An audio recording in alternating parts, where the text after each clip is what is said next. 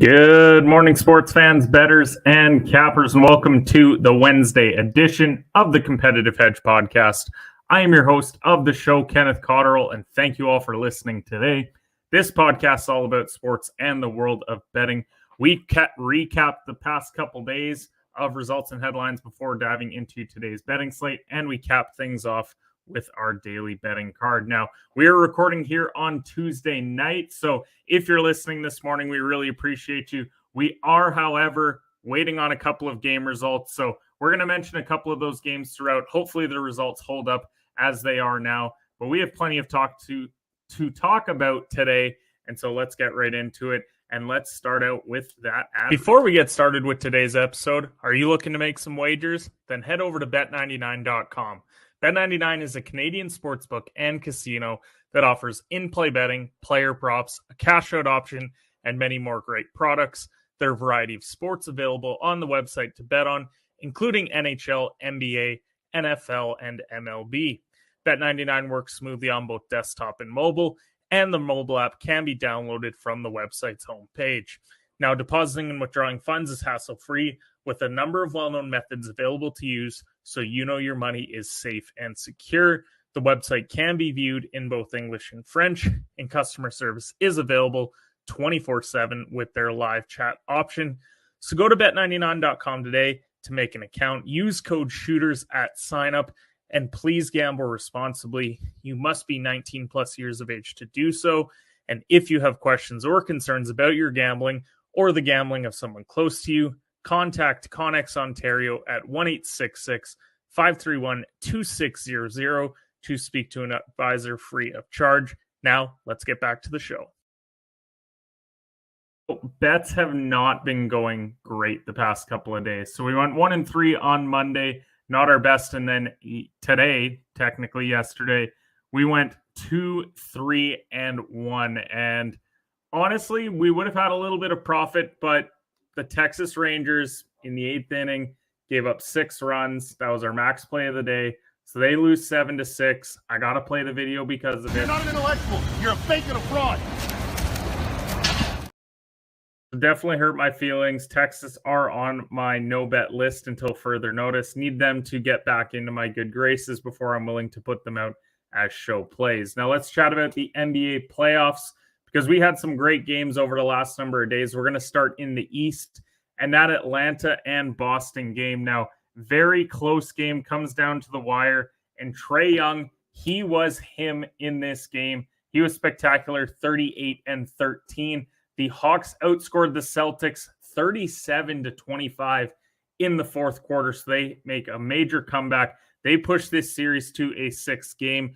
John Collins was huge. There was no DeJounte Murray in this game, and he delivered with 22 points. So we finally got some help to Trae in this series. Now, Tatum, he had a bad shooting night. Jaylen Brown was great, but I figured this series would be over by now. So the fact that we're even going to a 6th game is very surprising, and they're heading to Atlanta for this game. So if they're able to pull it out, anything can happen in a Game 7, and I'm really excited for this series. Now, the day prior, Miami won Game 4. Thanks to Jimmy Butler. It was the Miami Butlers that night, 56-9-2 in a road win. They outscored the Bucks 41-25 in the fourth to take the game. Now, Giannis had a triple-double. He played great. Chris Middleton, Drew Holiday, they didn't deliver, especially on the defensive end. Butler, he just went off on one of the best defenses in the NBA. He legitimately willed them to victory. Mad respect to Jimmy Butler for such a great performance. And now they're up 3-1 on a team that they were very heavy underdogs going up against in this series. I know Giannis missed a game or two, but it doesn't matter. They're up 3-1. They've got a chance to win it in Milwaukee on Wednesday. Now, West-wise, the Lakers, they went up 3-1 on Memphis thanks to their overtime victory. LeBron down the stretch had a clutch bucket, and then in overtime as well. He was phenomenal. Anthony Davis didn't have his best stuff. He did have a double-double, but he struggled from the field. But this is why the Lakers deadline was so crucial, because Vanderbilt delivered with 16, Russell had 17, Austin Reeves 23, and so they were able to deliver and get LeBron some help. Now Memphis, they got to go back home, hopefully win Game 5 in order to stretch it back to LA for a 6th game. Dylan Brooks has been awful since he opened his mouth.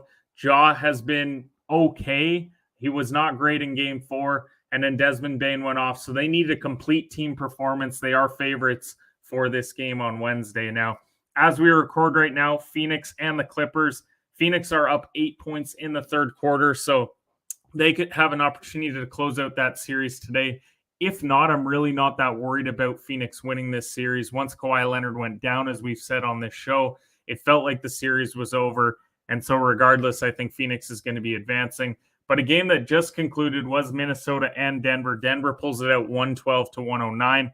Nikola Jokic, 28, 17, and 12. He was phenomenal in this game. Anthony Edwards really tried to will Minnesota to a victory. He had 29, 8, and 7, but it wasn't enough. Jamal Murray had 35. He continues to be a great playoff performer. He's not an all-star, has not been an all-star, but regardless, he has been phenomenal in this playoff run for the Nuggets. Minnesota, I don't know where they go from here. I do think that there is another level to Ant-Man's game. I do think that he has MVP-type potential down the road. But in order to get there, they got to figure out what this situation with Gobert and Towns is. Can they play them together? If not, do they have to move one of these guys? I don't know how you move Gobert given his contract and everything you gave up.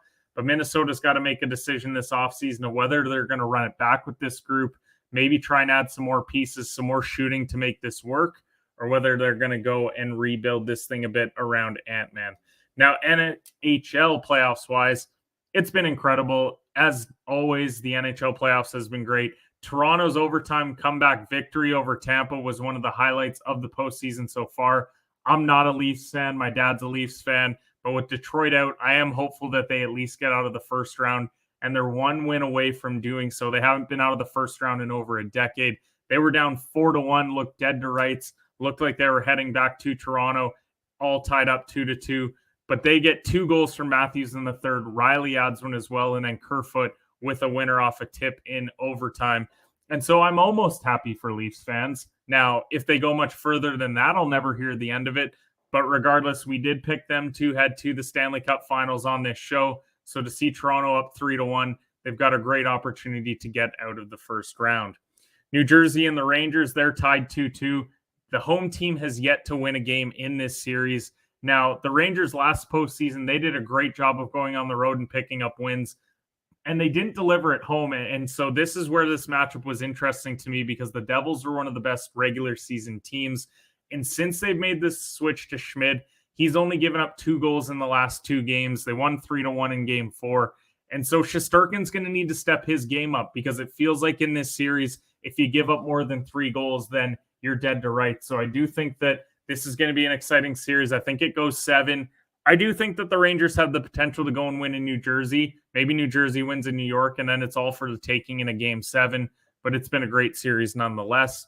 Carolina and the Islanders, I'll stay alive. They were down 3-1 in the series. Now it's 3-2, and they got outplayed in this game. 36-22 were the shots for Carolina. Sorokin showed up in a big way in this game. And honestly, one of the keys to this game was the called back goal in the first period. It was due to an offside. Glad that the refs caught it because it was a blatant offside. Now, Nelson and Barzell, they stepped up in a big way for the Islanders, but they got to head home. They got to take care of business. And then once again, anything can happen in a game 7. A game that was not close, Dallas and Minnesota. And Foligno getting tossed out was not ideal early on for Minnesota, and it felt like it rattled them. Ottinger, he delivers with a shutout in this game. They win 4-0. But Minnesota outshot them. They outhit them. They just couldn't get anything past the guy. I still believe this is a 7-gamer as well. This is why I love the NHL playoffs, because it's the first round and we have so many 7-gamers. But I do think that that's still going to be a reality. I think they can go into Minnesota, pick up their win, and then it's all for the taking in Dallas. Seattle and Colorado has been another great series. 3-2 OT winner for Seattle to make it 2-2. Rantanen scored twice in the third. He did everything that he could to deliver another away win, but they were just too much. Now, I still don't believe in the Kraken long-term, mostly because of Grubauer. I also didn't believe in Colorado long-term because of Georgiev, but I will say that no Cale Makar for Game 5. I feel like the suspension was maybe a bit harsh, but nonetheless, he's not going to be there for Game 5, and so Seattle, one of the best road teams in the league, has a chance to deliver once again, send it back to Seattle with a chance to send the Cup champs home early. Vegas, they're going to be sending Winnipeg home early. They're up 3-1 now. They won 4-2. The loss of Morrissey is just too big for Winnipeg in this series. And so I believe Vegas is going to go and close it out in 5.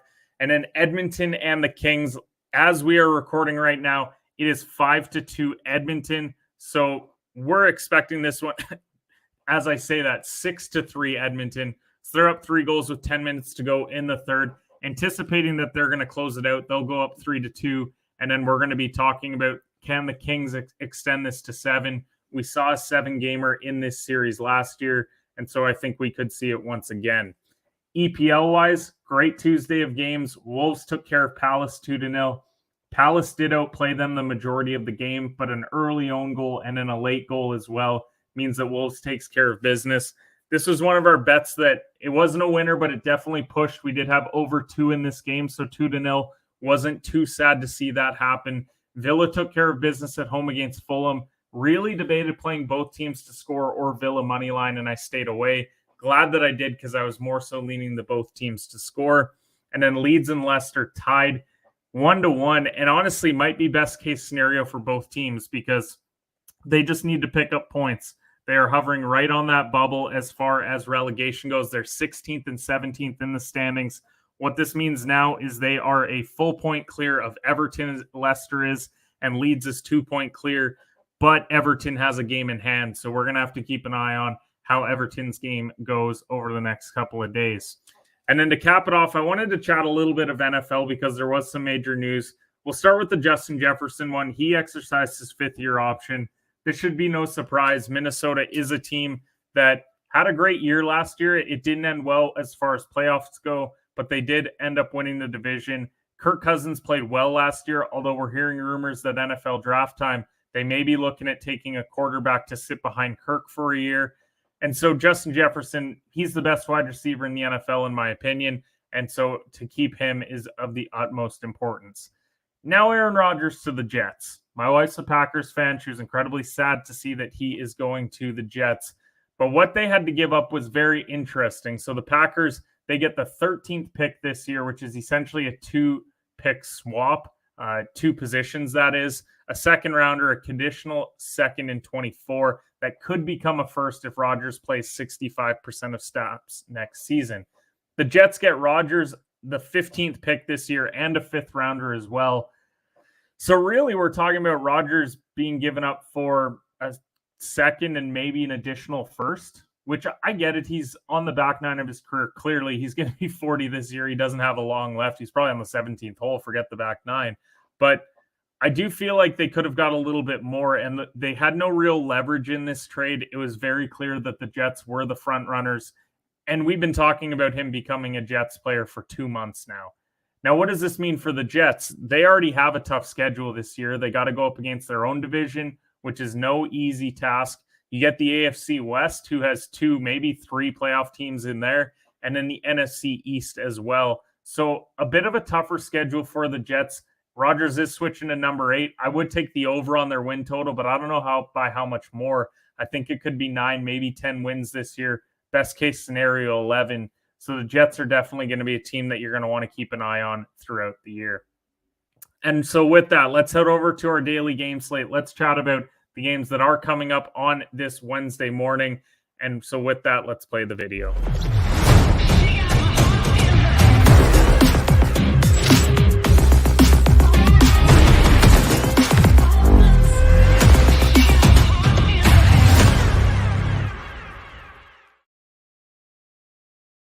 So we're going to focus on the EPL side of things to start because there is 4 games happening, and one of them is the biggest match of the year. But before we get to that one, let's chat Nottingham and Brighton. Nottingham is plus 500 against Brighton at minus 172. Brighton sitting 8th in the table, and Nottingham are 19th. Now, that being said, Nottingham may be 19th, but a victory here would go a long way in keeping them out of the relegation zone. They would actually leapfrog Leeds if they were to do so in this game. I don't know if they're going to be able to do that. Brighton are a pretty solid side, but this is a bad betting spot because Brighton, you don't want to go and bet them on a multi-goal spread, especially not on the road. But Forest, you maybe just play the money line, sprinkle a half unit on it because you're getting plus 500 in a do or die game. But I'm not betting it personally. I would stay away. If you do want to chase that big win, then go for it with the plus 500. But you're betting on 19th to get 3 points. And when we're talking about a team that has 6 wins in 32 games, the odds are not in your favor there. West Ham are plus 300 against Liverpool, who are minus 108. West Ham, they're above relegation. They won't be heading down, but they're taking on 7th place Liverpool, who are only 4 points back of the 5th spot, and they've got a couple games in hand on some of those teams. So I'm interested in this one. It is very surprising to me that Liverpool even has a chance at a European spot, especially how they started the year. But I do like Liverpool here today on the road. I think there's some great value there. Chelsea minus 130 against Brentford at plus 375. I have no idea how you bet Chelsea here. They're 11th in the table. I know they're at Stamford Bridge, but they haven't won a league game in their last 5. In all competitions, they've lost 5 of their last 6. So again, Brentford, it's intriguing because it's plus 375, but I don't know if I could take the outright win. I would maybe look at a draw no bet with Brentford if you're doing anything here today, but Chelsea certainly are not in form. No Mason Mount for the rest of the year either, or Reece James. So they're going to be pretty hobbled, and they're going to have an inter-manager as well. But the game of the day, Manchester City are minus 173 taking on Arsenal at plus 433. And this feels like this is the title. This is going to be very dependent on this result. An Arsenal win, they go 8 points clear. City will have 2 games in hand, but that means best case scenario, they're trailing by 2. A City win at home means they're only 2 points back with 2 games in hand, which feels like a spot where Man City then goes and wins the title. If I'm Arsenal, I'm hoping for a draw here. At plus 433, an outright moneyline victory may be out of the question. But if you scratch out a point here and you're 5 points clear, yes, City have a couple games in hand, then it's all there for the taking. It means that we're going to have another 5 games left for Arsenal in order to win the title. You take all points from those and you'll be champions. But this is going to be a crucial game. It's one that you're going to want to have on your television set. It was a great matchup the last time these two squared off as well. And so it's a must-watch for me on the schedule. NBA playoffs-wise. So we've got, it says 2 games. It's actually 4 games tonight as far as NBA goes. And there's some interesting ones on the slate here. We got Knicks and Cavs to open it up. Cavs are minus 5.5, but they've looked dead in the water. So I'm going to see a lot of Knicks tickets tomorrow at plus 5.5 because we haven't seen Cleveland's bench do anything. Mitchell has struggled at times, and so have other players in this series for Cleveland at times, especially their bigs. I will say that much, but it is a situation where I think if I actually wanted to bet anything here, I'm probably betting Donovan Mitchell's points over. And it's because he struggled last game. He knows that it's on him in order to get this done. People have been saying, well, is this Garland's team? It feels like it is at times, but Mitchell was the best player throughout the regular season. So I anticipate he's going to go for 35 plus, maybe even drop 40 in this game. He's going to do everything that he can to extend it. I just don't know at minus 5.5 if I want to play that one. I do hope that this goes to 7 and the Knicks win in 7 because we got that future bet, but I digress. Now, Lakers and Memphis. Memphis are minus 4.5, as I mentioned earlier. Lakers with a chance to close it out here, but Memphis are home favorites, and I do think that this series is destined to go longer than 5 games. It feels like it's been going on for an eternity, and I think it largely has to do with Dillon Brooks because that's all that we hear about on the morning shows is Dillon Brooks. So I do think that Memphis are going to figure out a way to win this game. Ja needs to step up. So does Bane, and so do a lot of these role guys as well. It's going to take a complete team effort, and it's because the Lakers have been getting complete team efforts, and that's why they're leading this series. And so while the Lakers may be my team, I do think that the Grizzlies are the bet tonight if you're looking to play anything. And then we got the Bucks minus 10.5 at home against the Heat. And I don't know how you play the Bucks at this number. I really don't. I know that they blew them out, their one victory this series, but I tweeted Bucks in 7, and I think that they are going to win the game. But I was hoping to see this line closer to minus 6.5, minus 7.5. And so I may wait on this one. Hopefully it comes down a bit. A lot of people may bet Miami, and that brings that line down. But I think Butler would have to be special once again to win this one here. I do think that they have the potential to go home and win in Miami, but without Tyler Hero and with a pretty banged up team, I just don't see a scenario where they win on the road here today. And then Golden State and Sacramento. Golden State's -1.5. De'Aaron Fox, we found out he's got a broken finger on his shooting hand, so he's going to try and go. As far as how that's going to impact his play, Fox probably isn't going to be shooting a lot, but he'll be trying to drive. Warriors are horrendous on the road, so it's a tough play. It's a tough one to really want to side with. Sacramento had a shot to be up 3-1 and missed, so I expect a lot of Warriors tickets here once again, especially given their history and knowing Fox's injury status, but I would probably hop on Golden State as well, if I'm being honest. I was kind of expecting, though, this line to be closer to -3.5 or -4. So to see almost a pick 'em concerns me a little bit. So I'm staying away from this one as far as a show play goes. NHL-wise, first game, to me, this is going to be an easy one to predict. Boston's -240 at home. They just took both in Florida. And now they have Allmark, who's been unstoppable at home in the regular season. You could play puck line at +112. You could play in regulation at -142. Either way, I think it's worth a couple units sprinkling on Boston here. Now, I will say teams that I thought were dead have figured out a way to win, but they're going up against a historic regular season team in Boston, this Panthers team is. And I just don't see a lot of fight left in them. So I do think Boston wins with relative ease at home. So that would be one of my locks of the day. Seattle and Colorado.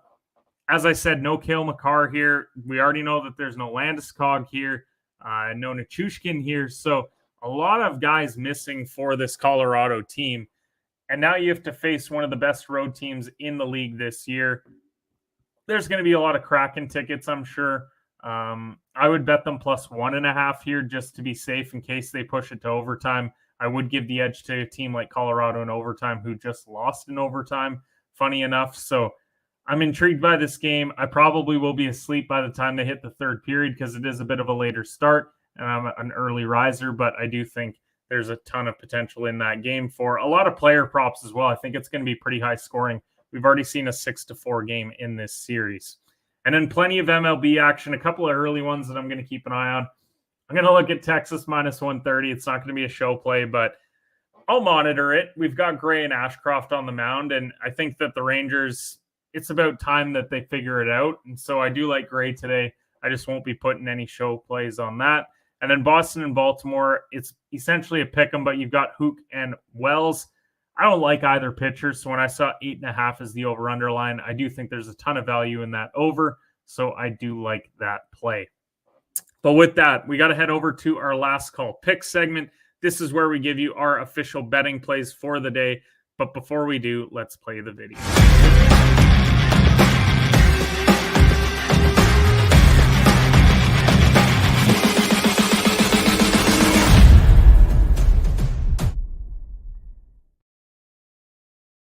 Alrighty, so Last Mountain Distillery is family-owned and operated, located in Lumsden, Saskatchewan, the heart of grain country. Saskatchewan's first micro-distillery success lies in their commitment to producing high-quality handcrafted spirits. Their craft distilling process brings out the full flavor of the grain and leaves a smooth finish unlike any other. Check out some of their great products like their sweet tea vodka, their coconut vodka as well, and my wife loves the dill pickle vodka as well for her Caesars, so appreciate Last Mountain Distillery. We have the shirt underneath the hoodie today, so we do have the gear on, but really appreciate their support. All right, so let's chat our 3 plays today. I think we've been getting a little bit cocky with our plays, as you can tell from the title of today's episode. We got pretty cocky.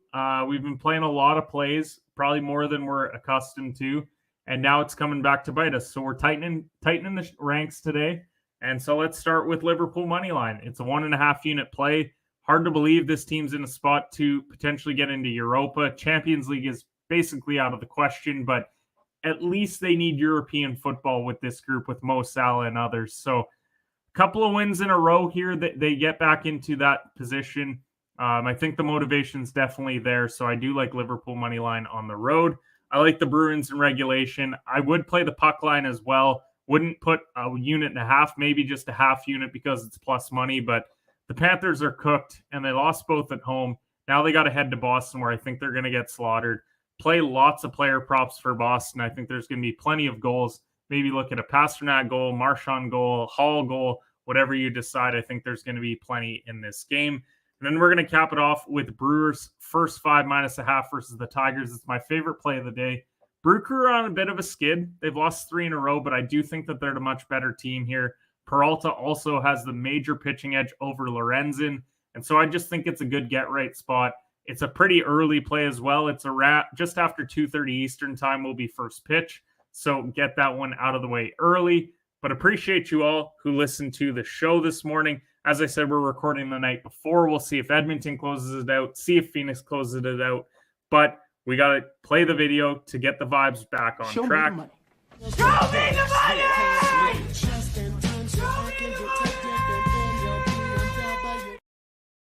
So let's get right back on track. Let's play some winners today, and we'll see you guys on Friday for the Competitive Hedge podcast.